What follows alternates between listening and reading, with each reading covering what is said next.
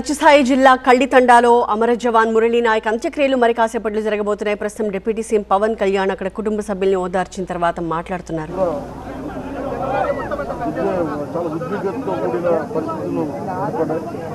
ఆ క్రమంలో మన ఆంధ్రప్రదేశ్కి సంబంధించిన మురళీ నాయక్ కూడా అగ్నివీరుగా గత 2 సంవత్సరాలు 22లో వెళ్ళిన వ్యక్తి.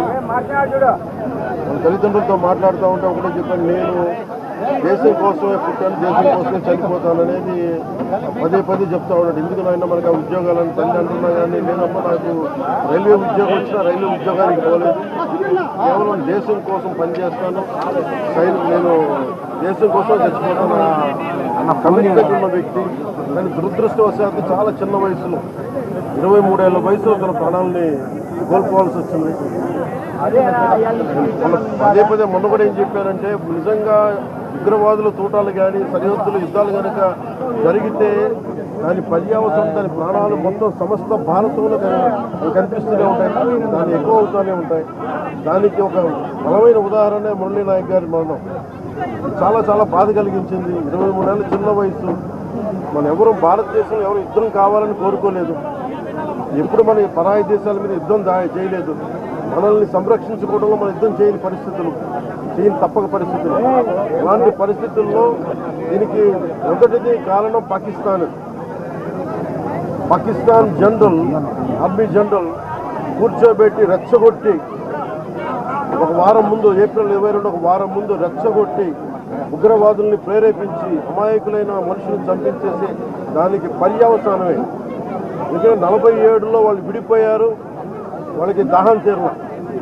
4 యుద్ధాలు చేశారు ఇప్పుడు దాకా, దాహం తీరల. ఇప్పటికీ అమాయకులను పట్టం పెట్టుకుంటా ఉన్నారు, దాహం తీరల. కానీ ఎక్కడో చోట దీనికి బలమైన ముగింపు పలకాలి. నిన్న కూడా చూసాం,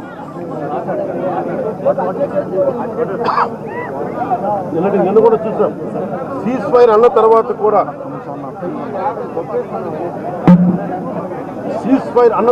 సీజ్ ఫైర్ ని వైలేట్ చేసిన ప్రభుత్వం అది. అక్కడ నిజంగా చెప్పాలంటే ఒక బనానా రిపబ్లిక్. దానికి ఎవరు మాస్టర్స్ తెలుగు పాకిస్తాన్. వాళ్ళు చేసే అరాచకాలు, వాళ్ళు చేసే మనకి స్పాన్సర్డ్ టెర్రరిజం ఇండియాకు ఒక ఇబ్బందిగా తయారైంది.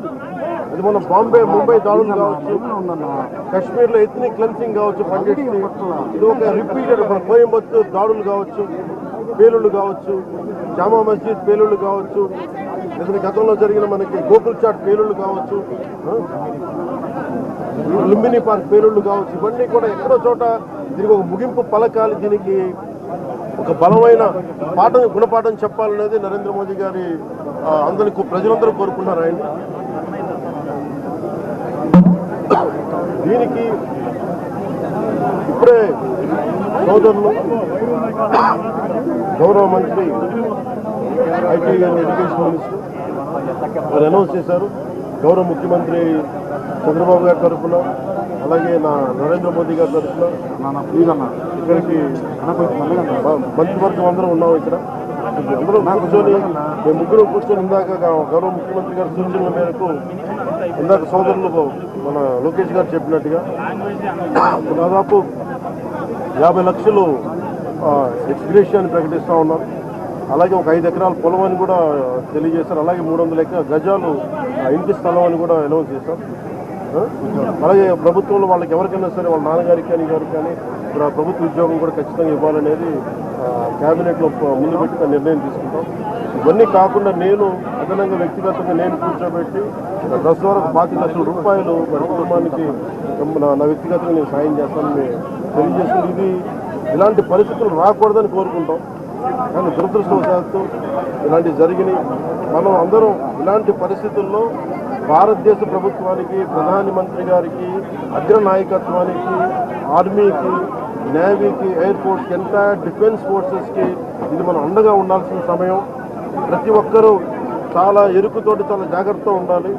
ఎవరు వాళ్ళు వేలాది మంది ఈ లష్కరే తోయిబా లేదా జైషే మహమ్మద్ తీవ్రవాదులందరూ కూడా వాళ్ళు భారతదేశం మీద రకరకాల దాడులు చేయడానికి ప్రయత్నం చేస్తూ ఉన్నారు. సీజ్ ఫైర్ని దయచేసి మనం ఎవరో నమ్మటం. సీజ్ ఫైర్ శాంతికి ఒప్పందం కాదు. వాళ్ళు ప్రత్యేక పరిస్థితుల్లో లొంగిపోయి మా పాకిస్తాన్ బతకలేదు అని చెప్పి కాళ్ళ బేరానికి వచ్చిన 3 గంటల్లోనే మళ్ళీ సీజ్-ఫైర్ని వైలేట్ చేశారు. సో ఇది అందరూ కూడా గమనించాల్సిన విషయం.